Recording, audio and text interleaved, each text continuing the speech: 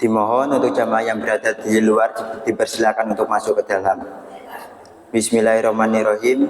Assalamualaikum warahmatullahi wabarakatuh. Alhamdulillahirabbil alamin.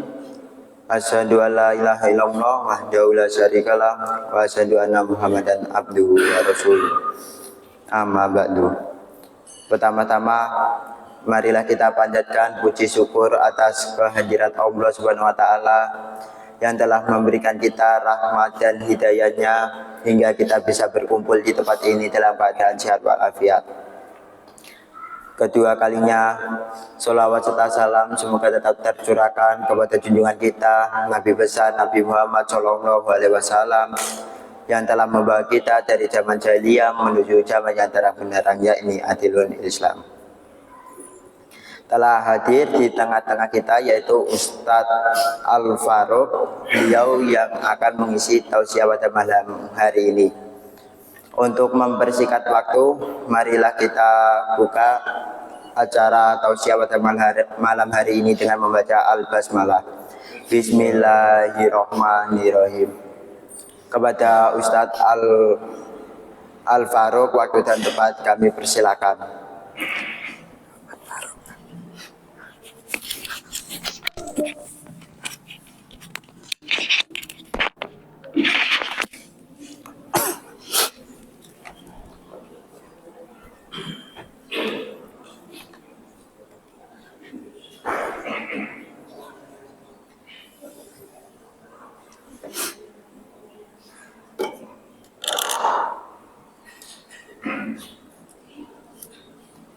Bismillahirrahmanirrahim. Assalamualaikum warahmatullahi wabarakatuh.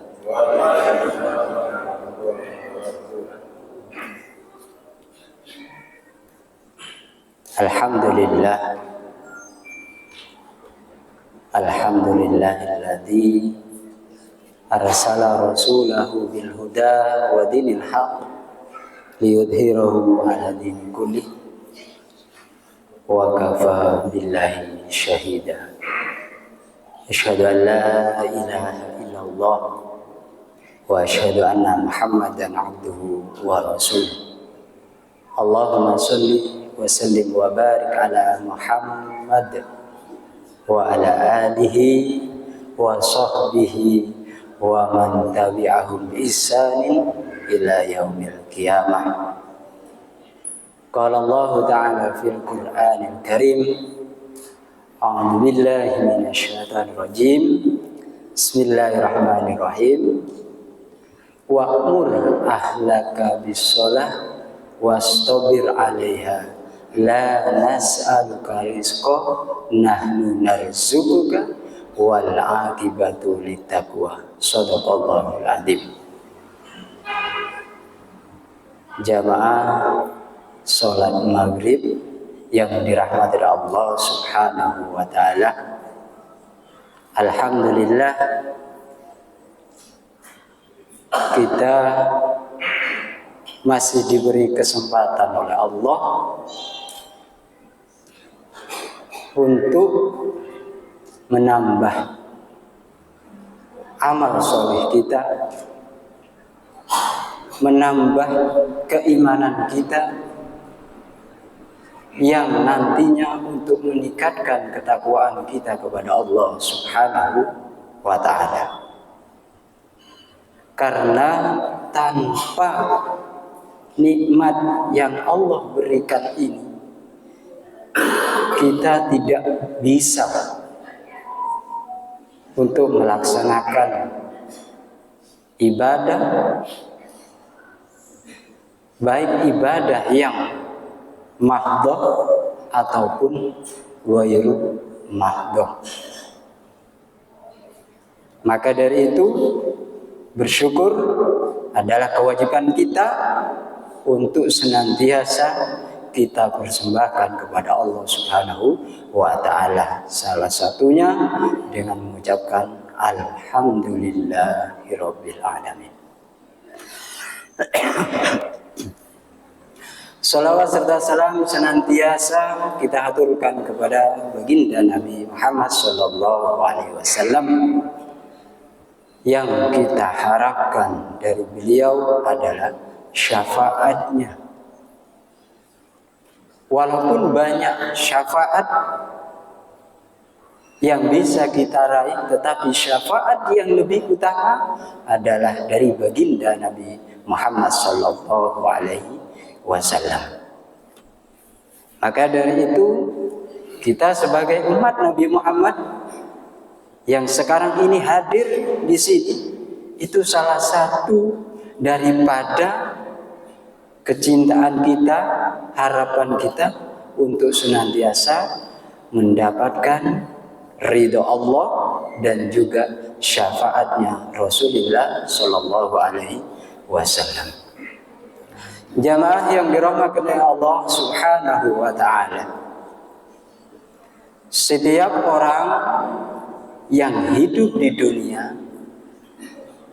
semuanya menginginkan hidup bahagia. Di dunia bahagia, lebih-lebih di akhiratnya Allah Subhanahu wa Ta'ala. Tetapi anehnya, bahkan ini nyata kejadiannya, ketika Allah melalui hambanya mengumumkan bahwa ada tempat yang istijabah, yang dikabulkan untuk lebih mudahnya mengkabulkan doanya, tetapi banyak orang yang tidak peduli, bahkan cuek, seakan-akan acuh tak acuh. Padahal itu kebutuhan kita untuk mendapatkan kebahagiaan di dunia dan di akhirat. Di dalam sholat sudah dibaca, salah satunya adalah ihdinas siratal mustaqim, minta petunjuk yang lurus. Ketika Allah tunjukkan pada yang lurus, ternyata masih banyak yang berpaling.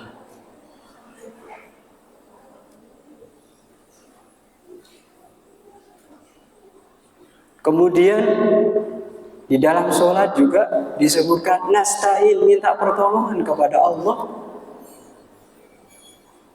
Itu pun masih banyak yang berpaling dari Allah, padahal ayatnya sudah jelas. Maka dari itu, ketika ada himbauan untuk mengajak kebaikan, maka bersegeralah. Sebelum kenikmatan, kesempatan dan kesehatan itu diambil oleh Allah Subhanahu wa Ta'ala. Saya yakin jamaah yang di sini, yang hadir di sini, ketika mau masuk surga, dan mudah-mudahan harapan kita semuanya dimasukkan ke dalam surga. Saya yakin tidak ada yang minta di luar. Apakah ada yang minta di luar surga? Tentu gak ada. Tapi ketika pengajian disampaikan, para hadirin mari masuk ke dalam, kira-kira banyak gak yang masuk ke dalam?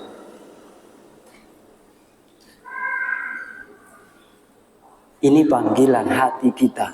Nyambung gak hati kita dengan Allah? Dengan Allah. Kita harus bisa membedakan mana yang untuk Allah dan mana yang untuk kita. Kita butuh Allah. Allah tidak butuh sama kita. Seharusnya yang butuh itu lebih mendekat kepada Allah. Makanya rugi sekali ketika sudah Allah informasikan, ayo masuk, cepat masuk, jangan tunda-tunda. Karena malaikat maut itu sudah mendampingi pada diri kita. Setiap saat ketika Allah sudah putuskan, ambil itu. Tidak peduli siapa itu. Maka dari itu, mari. Kalau kita ingin surga, masuklah ketika Allah memberikan informasi atau mengajak untuk masuk surga. Mudah-mudahan yang di dalam ini nantinya berkumpul dengan Nabi Muhammad di dalam surganya Allah Subhanahu wa Ta'ala.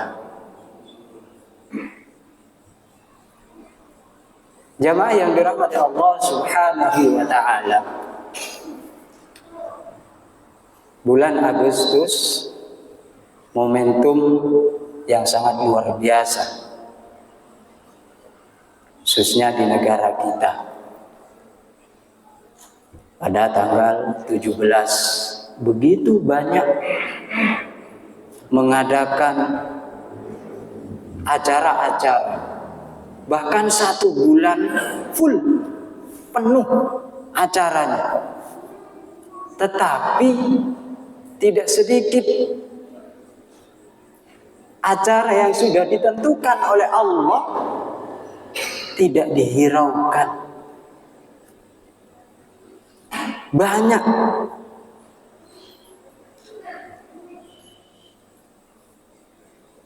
tidak hanya di desa, di kampung, bahkan di kota pun luar biasa.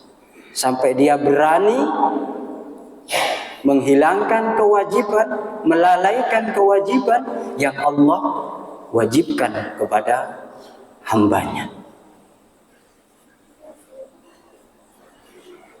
Jamaah yang dirahmati Allah Subhanahu wa Ta'ala, angka 17 itu adalah angka yang luar biasa.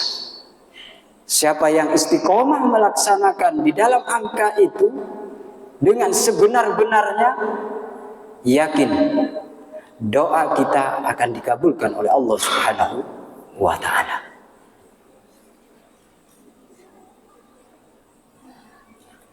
Tetapi bagi orang yang tidak beriman, seakan-akan angka ini adalah angka untuk foya-foya,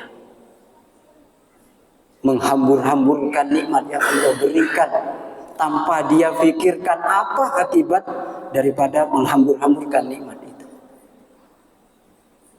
Tidak sedikit orang berkorban demi menyenangkan, demi menghibur dengan 17.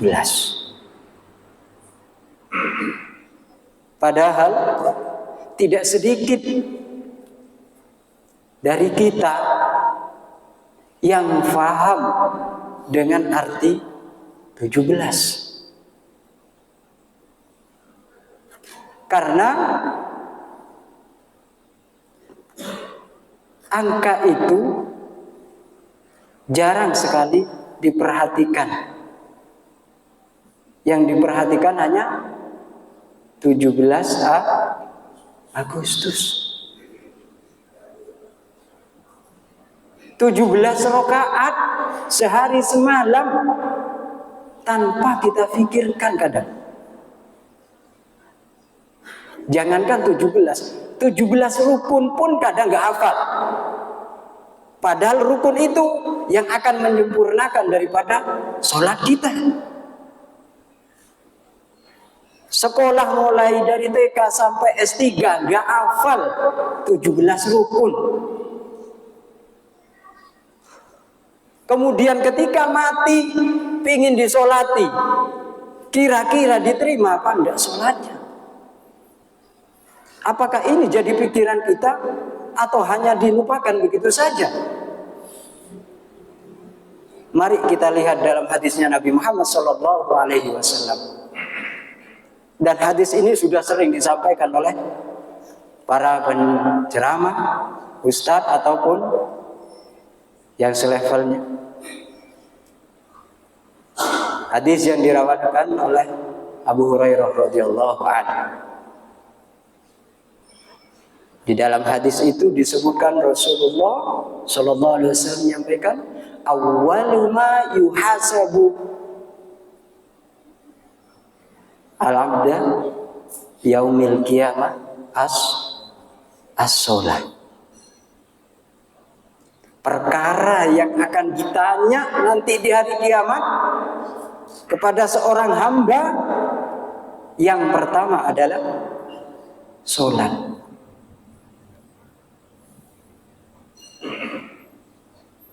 Apakah ada yang ditanya 17-an nanti di hari kiamat?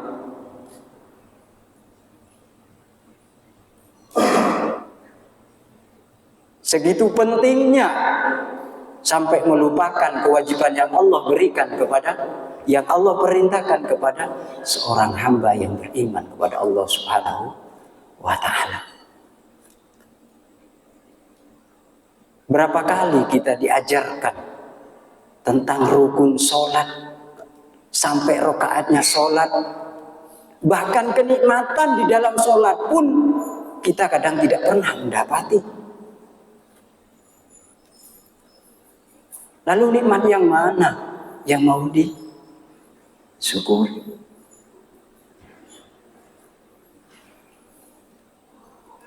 Jamaah yang dirahmati Allah Subhanahu wa ta'ala, pernahkah kita sebagai orang tua atau sebagai anak ditanya oleh keluarga, "Nak, ketika kamu sekolah, kamu pernahkah diajari sholat?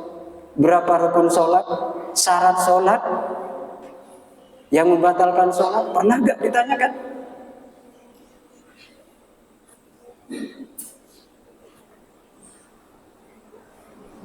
Kalau hal ini saja, yang kecil ini saja tidak diperhatikan, jangan heran ketika di dalam keluarga banyak terjadi kerusakan.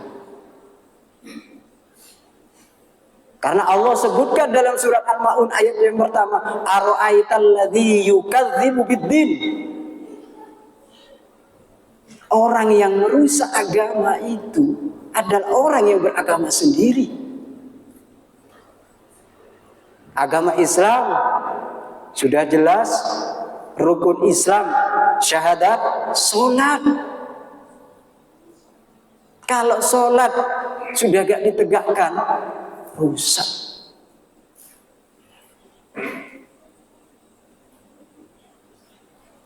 Kembali kepada hadis tadi, bahwa sholat menjadi hisab yang pertama. Kalau sholatnya baik, insya Allah amal yang lain akan menjadi baik.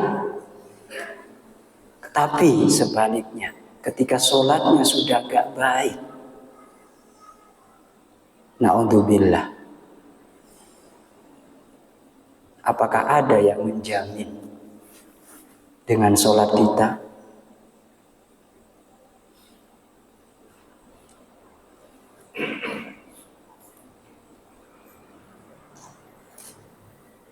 ini menjadi introspeksi kepada kita?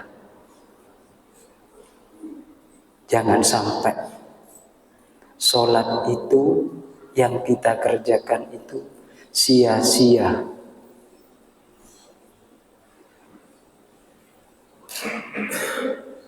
Beberapa tahun yang lalu, waktu kami mengajar di sebuah kantor di Jember,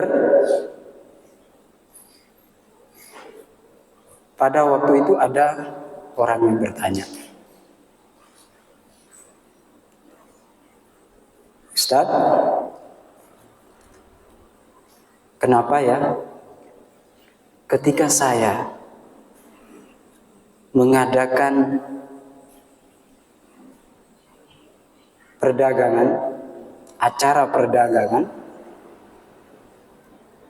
ketika mau jadi, ternyata nyampe di tempat nggak jadi.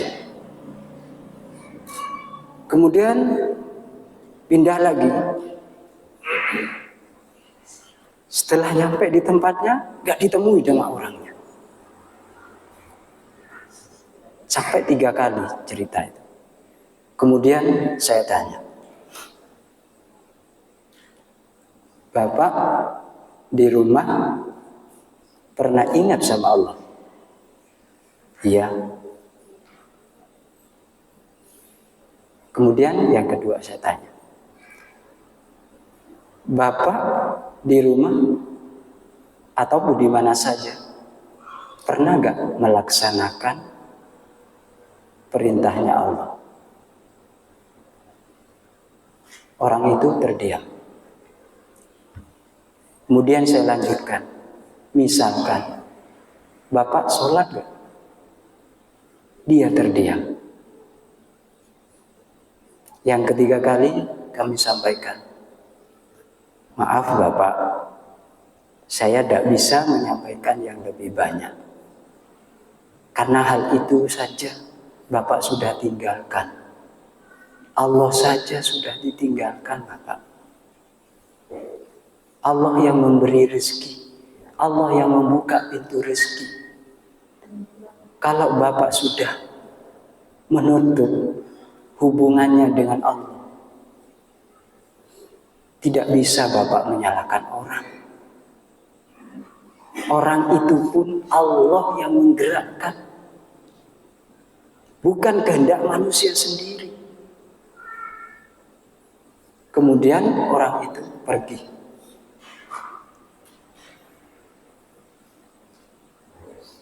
Dan harapan saya mudah-mudahan orang itu ingat sama Allah Subhanahu wa ta'ala. Jadi jamaah yang dirahmati Allah Subhanahu wa ta'ala, mari kita sebagai orang yang beriman selalu ingat dengan perintahnya Allah Subhanahu wa ta'ala. Karena Allah memerintah itu tidak semata-mata dibiarkan begitu saja.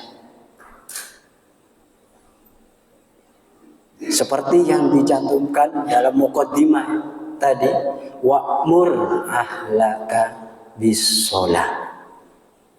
Perintahkanlah ahlimu untuk mengerjakan sholat. Dengan keadaan bagaimanapun, jangan ditinggalkan. Bahkan dalam kondisi sakit, jangan ditinggalkan. Selama hati ini berdetak, jantung ini berdetak, jangan pernah tinggalkan sholat.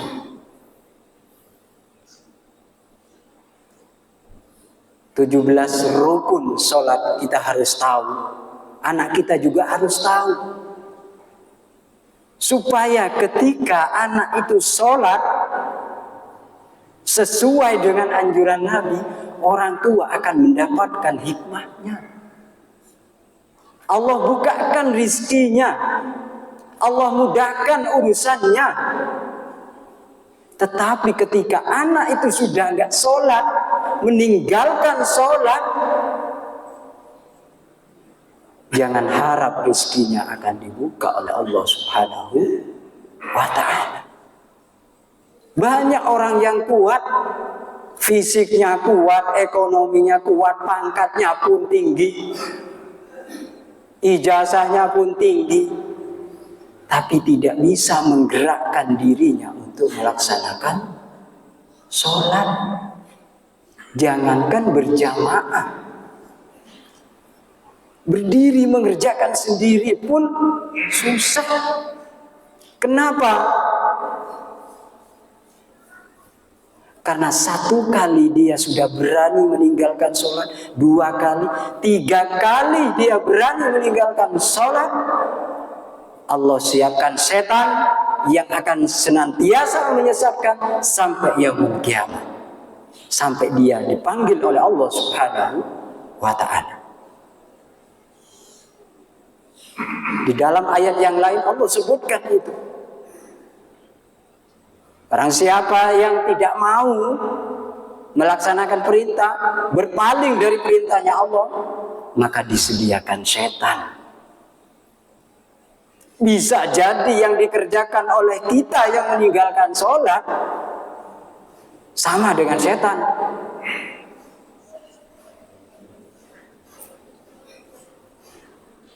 Gimana setan? Bohong sudah biasa setan.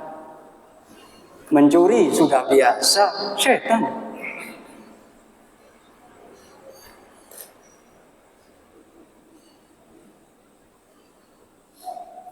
Makanya ayat Allah di dalam surat yang terakhir, surat An-Nas, minal jinnati wan nas. Kalau setannya masih berupa jin, mungkin ditakbiri Allahu Akbar, lari. Minal jin. Yang susah yang kedua ini, yang berupa minan nas ini, dibilang jin tidak mau, dibilang setan tidak mau, tapi sifatnya setan mau. Nah ini yang luar biasa. Maka mari, sholat ini adalah menjadi hal penting dalam kehidupan kita di dunia dan nanti di akhiratnya Allah Subhanahu wa ta'ala. Kalau sholatnya baik, maka amal yang lain akan menjadi baik. Tapi kalau sholatnya tidak baik, jangan harap amal-amal yang lain akan menjadi baik. Sholat menjadi tolak ukur yang utama. Kita harus introspeksi. Berapa lama kita belajar tentang ilmu dunia tanpa memikirkan ilmu akhiratnya.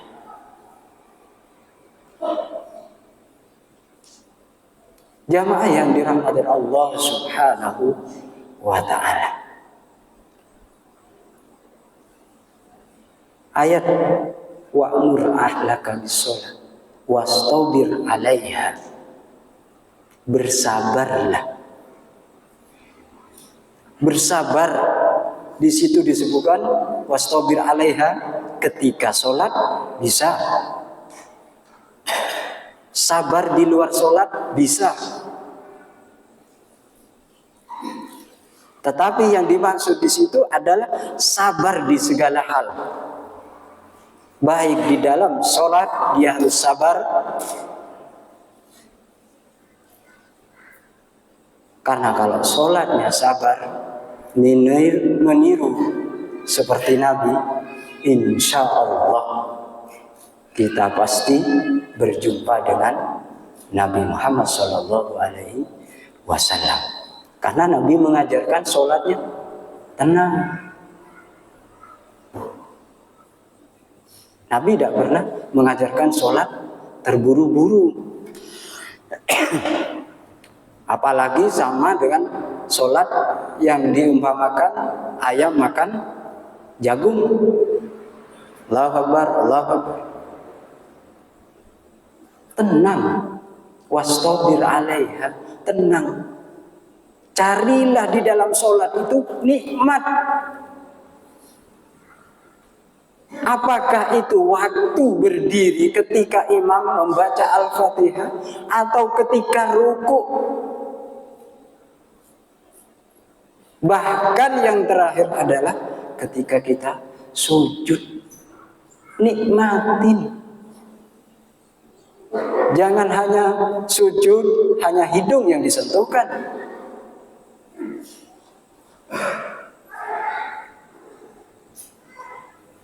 Jamaah yang dirahmati Allah Subhanahu wa ta'ala.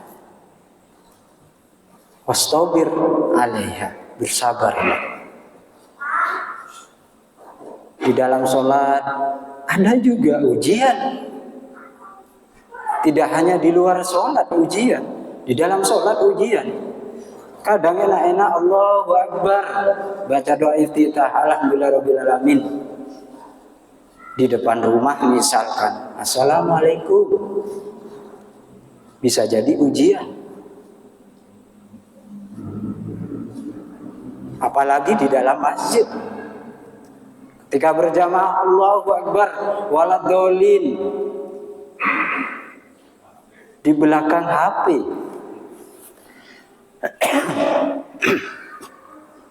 Ini bisa jadi ujian. Bisakah hati kita itu tetap menyatu dengan Allah?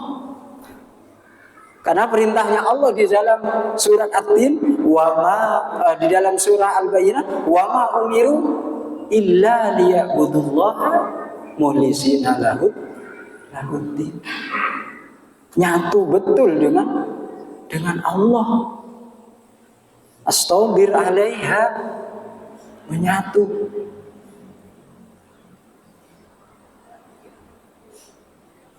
Makanya imam biasanya setiap mau melaksanakan takbir pertama untuk awalan sholat, disampaikan sawu sufufakum, barisannya dirapatkan, diluruskan. Dan di situ harusnya paham. Bahkan seperti yang di atas ini, ada informasi masuk masjid dimatikan HP. Bahkan tidak hanya di sini, di setiap masjid pasti. Supaya apa? Hati kita menyatu dengan Allah.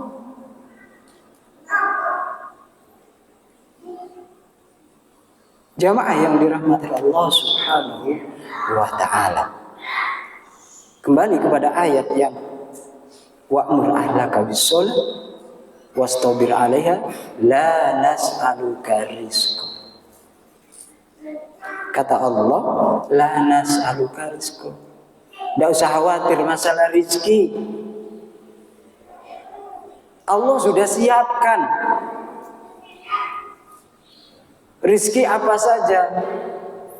Di antaranya Allah tambah kesehatan kita.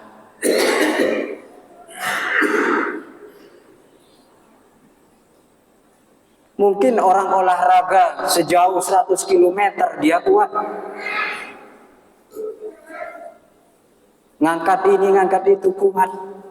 Tapi kadang dibuat ruku susah luar biasa.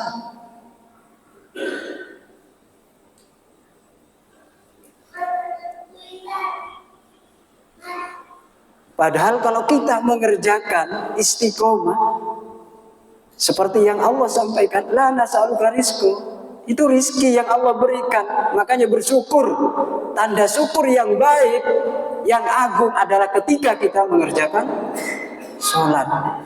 Makanya disebutkan sholat itu zikir yang paling agung.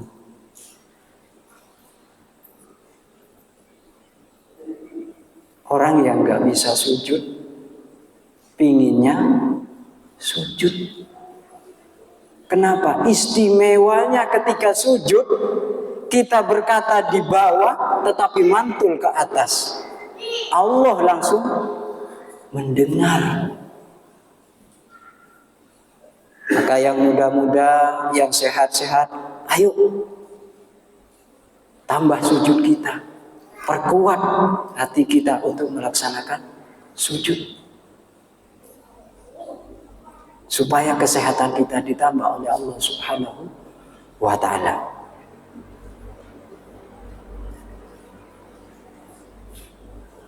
Kemudian di akhir ayat yang terakhir, la nas'aluka rizqa nahnu narzuquka wal aqibatu littaqwa. Semua itu kalau kita kerjakan karena ketakwaan kepada Allah Subhanahu wa ta'ala, nahnu narzuqu, Allah mencukupi rizkinya. Tidak peduli itu keadaannya seperti apa, tapi Allah itu kita istiqomahkan, insya Allah fisik kita disehatkan, rohani kita, jasmani kita itu disehatkan oleh Allah Subhanahu wa ta'ala. Dan bisa jadi doa kita diterima oleh Allah Subhanahu wa ta'ala. Mudah-mudahan kita semua dijadikan orang yang istiqomah di dalam ketaatan kepada Allah Subhanahu wa ta'ala. Demikian sedikit yang saya sampaikan, mudah-mudahan menjadikan motivasi kita untuk lebih baik lagi bersyukur kepada Allah Subhanahu wa ta'ala. Kurang lebihnya mohon maaf. Akhirul kalam. Assalamualaikum warahmatullahi wabarakatuh.